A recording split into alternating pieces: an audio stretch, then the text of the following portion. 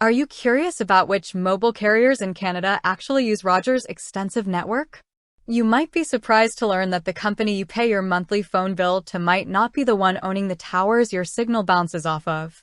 In the Canadian telecommunications landscape, there's a fascinating dynamic at play, with major network operators, like Rogers, sharing their infrastructure with other brands, some of which they even own.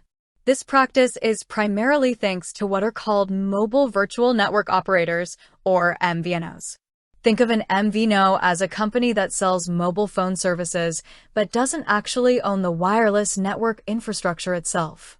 Instead, they lease access to the networks of larger providers like Rogers, Bell, or Telus. This allows for more competition, offering consumers a wider variety of plans and price points, even if they're ultimately using the same underlying network. It's a smart way to broaden market reach and cater to different customer segments without the massive capital expenditure of building and maintaining a nationwide network.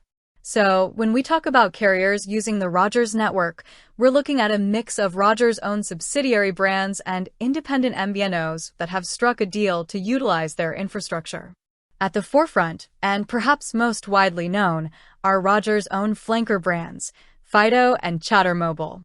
Fido operates as a mid-range brand, often targeting a slightly younger demographic with competitive data plans and various perks. Chatter, on the other hand, is Rogers' entry-level or prepaid brand, focusing on affordability and simpler plans, often with 3G speeds. These two are intrinsically linked to Rogers, leveraging the full power of the Rogers network while offering distinct branding and service models.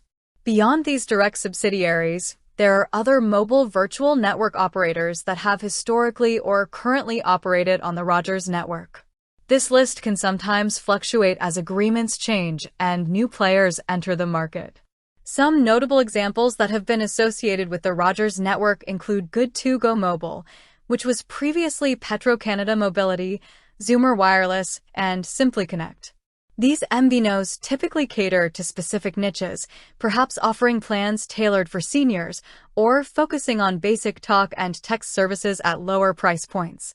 It's important to understand that while these carriers use the Rogers network, their service offerings, customer support, and even certain features might differ significantly from a direct Rogers plan.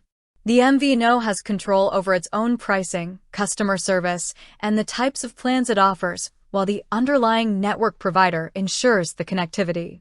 This distinction is crucial for consumers, as it means you can get Rogers-level coverage without necessarily paying Rogers tier prices, depending on the MVNO and its specific arrangements. The Canadian wireless market is constantly evolving, with ongoing regulatory discussions about MVNO access and competition.